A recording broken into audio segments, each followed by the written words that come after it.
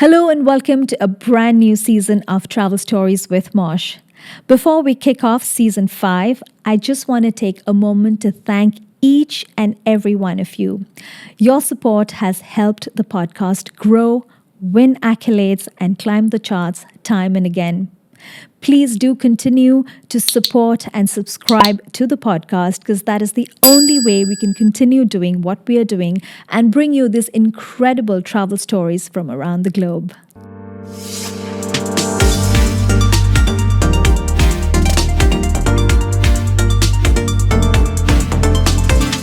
Hello and welcome to another episode of Travel Stories with Moush. On the episode today, I'm joined by the dynamic Sophie Toh, Managing Director of DNA Middle East.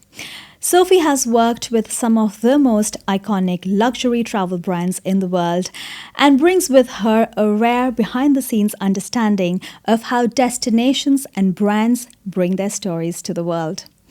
Sophie Toh, welcome to the episode. It's a pleasure to have you with us here today, and I'm really excited to go on this journey with you around the world. Fantastic. Well, thank you for having me. I'm very, very happy to be here. Okay, so you know what? Let's dive straight in. Okay, let's begin. I know you've moved countries. You've been in Dubai for many, many years. You've obviously moved around the world with work and for pleasure. You travel. So let's begin with the very first question of the podcast. Where are you taking us on a journey today? Okay, well, today I'm going to take you to Hong Kong. Okay. Throughout my very early years, my dad would bring me these amazing treasures, right? So like a little jade monkey, a mahjong set, a book on Chinese horoscopes. And I was fascinated.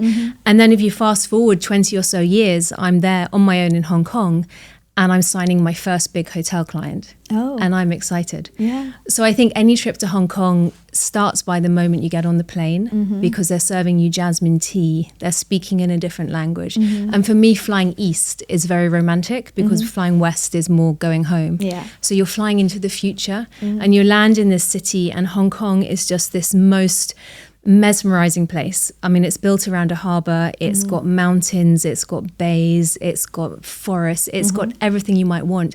And so the moment you land, it's sensory overload in the most incredible way, beginning with the way that it looks. So you have this beautiful kind of harbour, which is very serene. And then you have this amazing peak rising out behind it. And all up, you've got these houses that honestly look like they might fall down on top of you at any moment. So it's just this kind of crazy, this place is just like a higgledy-piggledy mess. And then it's just the smells, you've got the humidity, you've got the smoke, you've got street food, you've got everything going on in kind of smells. And then the sounds, you've got this very foreign language as well.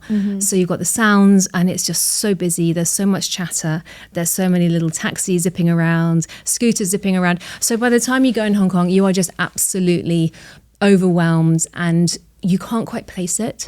I think for me, Hong Kong is like, am I in the future? Am I in the past? Am I, in East? Am I in West? And you just kind of remain in this beautiful jet-lagged orbit, I think, for your time in Hong Kong. I love the story, the way you narrated it, because when you say Hong Kong, most people will say, oh, it's a concrete jungle. People wouldn't necessarily describe it the way you described it. The houses feel like they'll almost fall off, and the fact that it's in a harbor, that's not really highlighted most of the times. And I'm sure the food is spectacular. Yeah. The language is different. For you, again, when you say going to the east is kind of very exotic for you. Yeah, for me, for a girl from London, it's like as far east as you can get. So you're like on the edge of the world. Yeah. The thing about Hong Kong, if you live there, you're living in this kind of high rise. The houses are tiny, right? The apartments are tiny. Real estate is just so expensive. But on the weekends, you go on the boats or you go to Repulse Bay or you go out. Or you fly to Thailand. So there is actually this very nice balance of living in Hong Kong, even though it's just so intense day to day. Yeah, that was a fascinating ride and journey into Hong Kong. If you had to pick one place and, you'd want to say that this is that one place that everyone must go to once in their lifetime, which place would that be for you? There are so many, honestly, like you just got the travel bug, right? But I would have to say it would be Taj Lake Palace in Udaipur. Absolutely beautiful. So this hotel was where they filmed one of the James Bond films called Octopussy. And it's just a hotel. All it is a hotel in the middle of this lake. And you arrive by boat and you step off onto the kind of hotel jetty and they throw rose petals over the wall at you. So you arrive into like a shower of roses. Yeah. It's a surprise. You don't know they're going to do it. Yeah. And it just sets the scene for another world.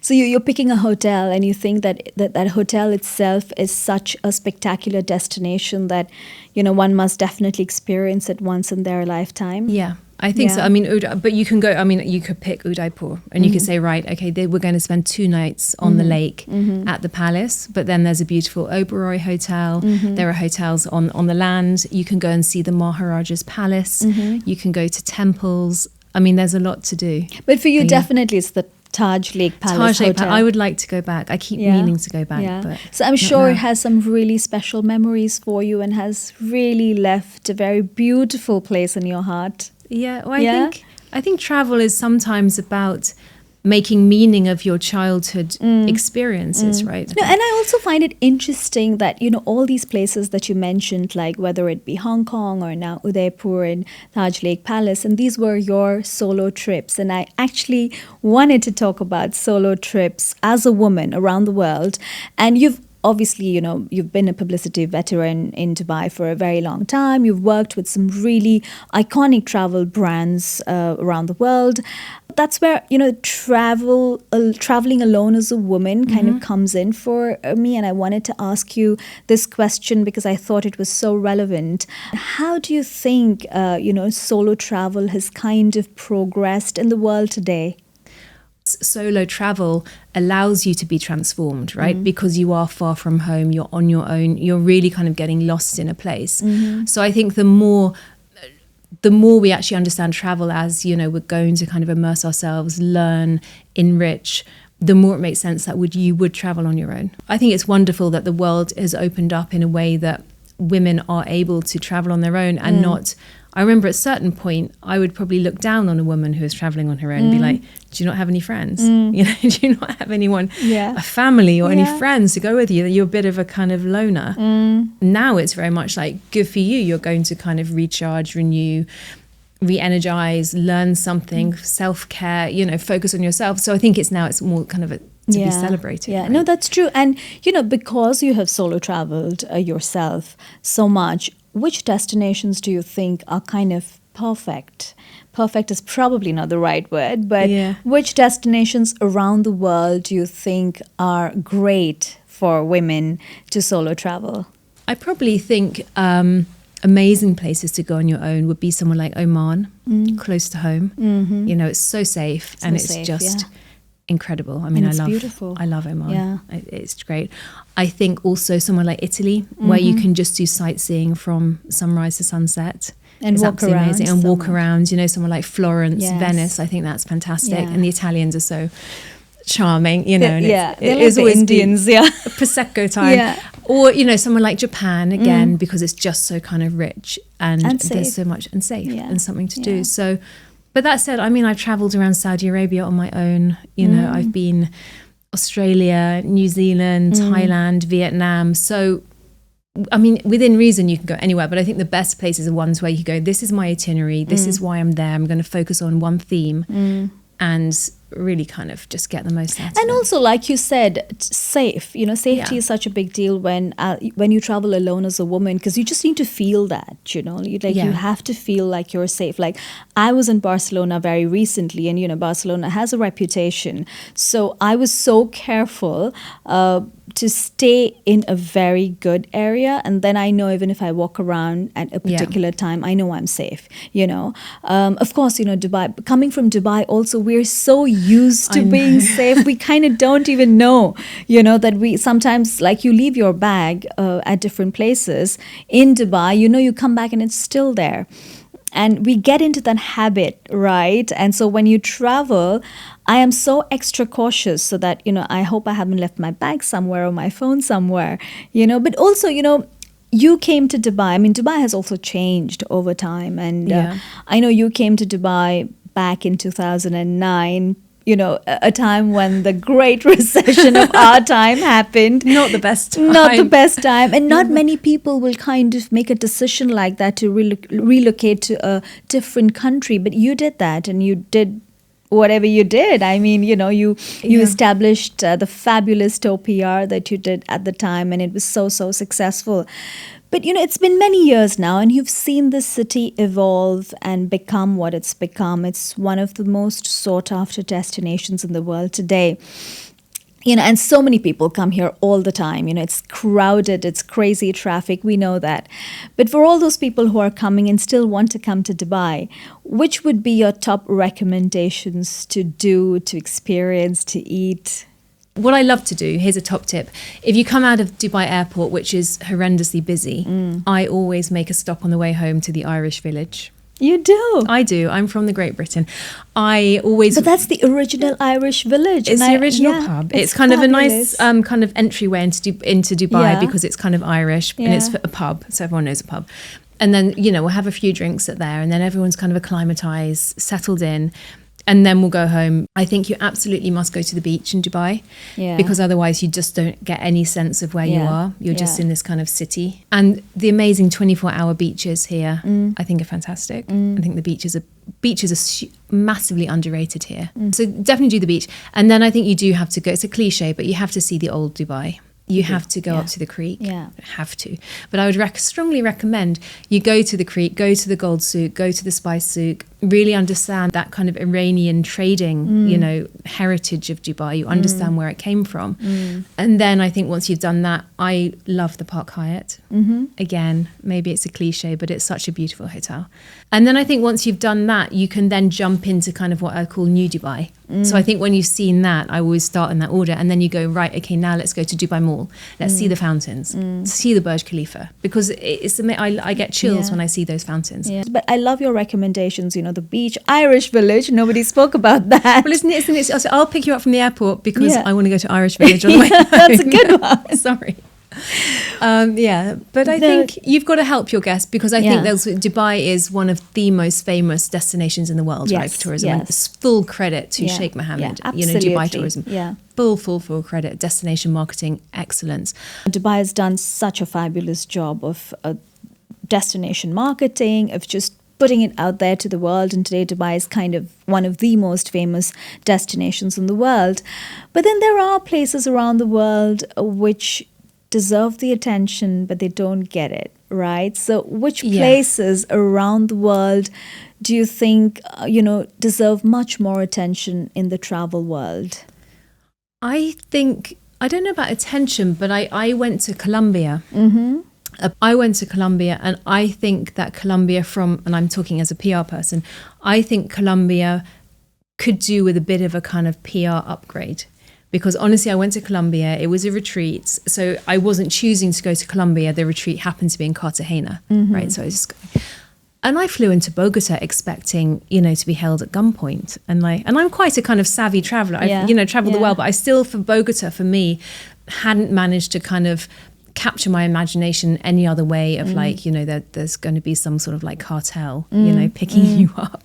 And maybe it's because of the kind of Netflix shows that have come out. But I was blown away by the Caribbean coast of Colombia, and I was there for 2 weeks, and I felt I didn't even scratch the surface of Colombia, let alone that kind of, like Latin America.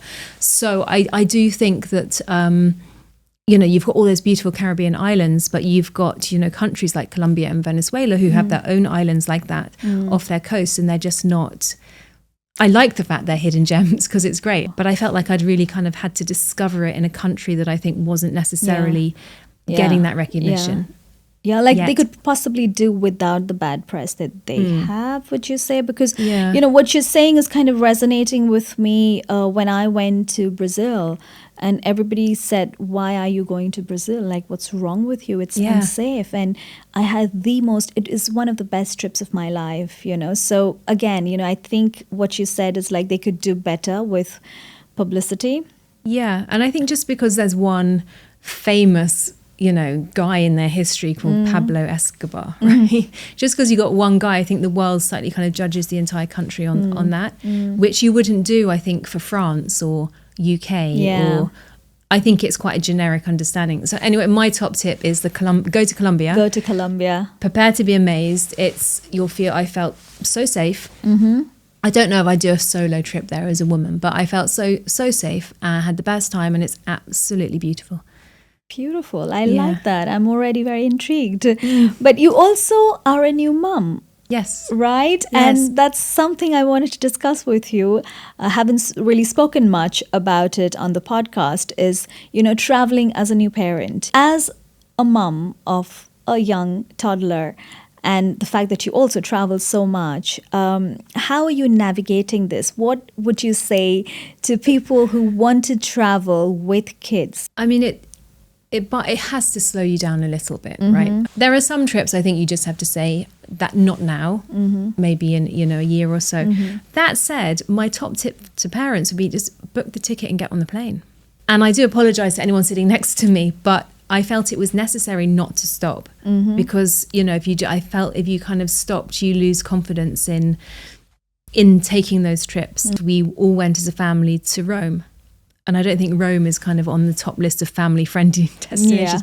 But we had the best time. Yeah. We made it work. But you know what? The memories so outweigh the inconvenience. And yes, it looks different. Yes, you're not sitting on the plane with your glass of champagne, and the flight might not be the funnest part of the trip because you just get to kind of chill and watch a film. But I absolutely promise you the memories that are made will outlive that 7-8 hours of discomfort, because it's not easy traveling. No, I totally agree, because people kind of really lives stop, especially I'm talking about travelers, because obviously this is a travel podcast, and people just do not want to travel. So I mean, I have been saying this for the longest time, and it's so nice to be hearing it from someone else who's experiencing it now. I mean, obviously you make little adjustments here and there. Come on, you have a baby. Exactly. You can't you can't be partying or like going dancing out in the night. You don't do those things. So there are those limitations, but you can still travel with a child. Okay, so we spoke traveling with children. Now, something I'm very excited to talk about always on the podcast is food. Food is a big part of this podcast. I mean, all our listeners love to hear about the best places to go to for food, which the culinary destinations around the world. So, of course, the question to you would be, which are the best places in the world for food, according to you? According to me, it has to be south of France. Just has to be for me. I think food for me is very much, it's a sensory thing. And there is my last meal on earth, put it this way, would be eating a salad niçoise on the Côte d'Azur, probably somewhere between like Cap d'Antibes and Monaco. I can pin it down. It's accurate. Accurate. Yeah. It would be about 9:30 at night. The sky would be a colour that you only see in the south of France, which is kind of that very turquoise navy, I would call it. Absolutely beautiful. You're sitting there, you can smell the pavement. The pavement is that kind of mixture of hot day, but it's cooling down. You can smell it. You have a glass of white wine, and you have just the simple meal, but made so freshly. Like the tomatoes will taste of a tomato. The fennel will come from over there. The fish, I mean, the tuna will be kind of like, not a kind of canned tuna, but it will be a real tuna. And then the egg will be kind of organic and yellow and cooked perfectly. And that kind of food and that kind of dish just brings me joy. Yeah.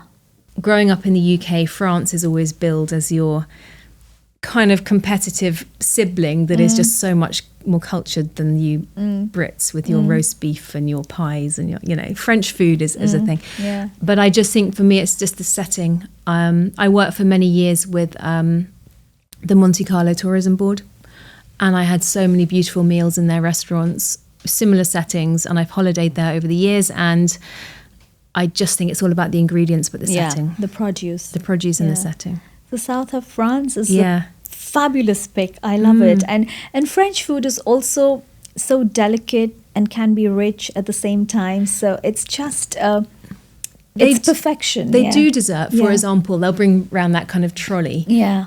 But it's all quite kind of considered and delicate, and there's not an excess in France. The service style can be a bit brisk. Yeah. You know, I come from Dubai and sometimes I'm like, oh, have I upset the waiter? It's like, no, you're in France now. Yeah. You know, like, la distance, okay, Yeah. the bill.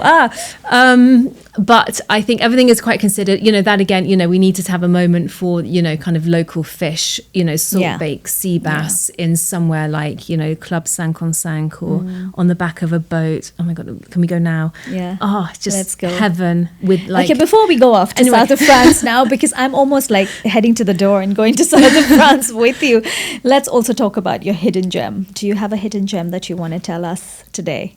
A hidden gem is also a kind of tribute to a phenomenal woman, because I think, you know, there are so many amazing women in the industry. So my hidden gem, I don't know if it's been done before, but would be the XVA Gallery and Hotel in Bastakia in Dubai, run by a woman called Mona. Just a woman we all just want to be. We just all want to be Mona. And it's also a recommendation if you come to Dubai, you know, if we have a moment, you're up at the creek, you go to this hotel. And for anyone that hasn't been there, it's got about just a small handful of rooms on the top floor. It's built like a kind of old Iranian, is it like a kind of house with the wind, with the kind of and the vents for the courtyard. wind, and a courtyard. So it's built in this kind of traditional style. And it's got a cafe in the middle and then an art gallery. And it's just, I think, for anyone who might say, Dubai is very superficial, Dubai is very expensive, Dubai is very shiny, go to the XVA gallery, start there, and then work your way towards the kind of other side of Dubai. But I hope it's not hidden, because I want, you know, everyone should go. Yeah. But I feel it's hidden just by the location. Yeah, it's hidden because and I'm very, very happy that you spoke about it, because that hotel, like you said, it's so pretty, so beautiful. So They've nice. done such a spectacular job of refurbishing it and, you know, making this old building still maintain the whole the entire traditional you know, look and feel to it, but then have a modern kind of you know, situation inside with the court, with the tea that they serve. Everything is so pretty, so beautiful. So I mean, it's a hidden gem in a way, because not very many people know about it. So I'm glad you spoke about it. But I wish it wasn't. Yeah, it shouldn't be. There should be lots of XVA galleries, but I think it would lose its kind of charm. Yeah, perhaps. Yeah. But and right next to it is also the Arabian Tea House, which is beautiful. Also, okay. Well, that was a fabulous journey that we went on. I think it was just went on to so many different parts, spoke about so many things. Hong Kong and France to end with our culinary journey, and then XVA. Almost come to the end of the podcast now, but I still want to know what is on your bucket list. What's next in travel for you? Admittedly, having had my daughter, my bucket list is quite long because I'm not checking things off. I'm just adding to my bucket. But my original bucket list, and I still haven't been, and I really want to go, is Bora Bora in the French Polynesia. Yeah. Just because it's just in the middle of nowhere. It's on my bucket list. I just really want to go. Yeah, it's just such a trek to get there. I know, right? I don't know what the right time in my life will be, but I just really need to go to Bora Bora. Yeah, I love that because that's like on top of my bucket list. Yeah, that's I wanted to go to Bora Bora in 2020 because it was my 20th anniversary. Yes, okay. But of course it was 2020, so I went to Ras Al Khaimah. So yeah, same. You did that as well. Oh my God, yeah. But I've got a list. I've got Taj Lake Palace. I want to go to Japan. But Bora Bora is a beautiful pick. Yeah, it's a trek to get there. But I hope you get there sooner than later. Thank you. And thank you so much for this beautiful journey and for your travel stories and taking us to this fabulous places around the world. And I wish you all the best. And I hope you get to tick off all that there is on your bucket list. Thank you for joining us on the podcast today. Thank you so much. Thanks for having me. Thank you everyone for tuning in today. I hope our conversations have fueled your wanderlust and inspired you to explore the world in new and exciting ways. Please don't forget to hit that subscribe button if you haven't already, and let us know what you thought of today's episode. Until the next time, safe travels and keep adventuring.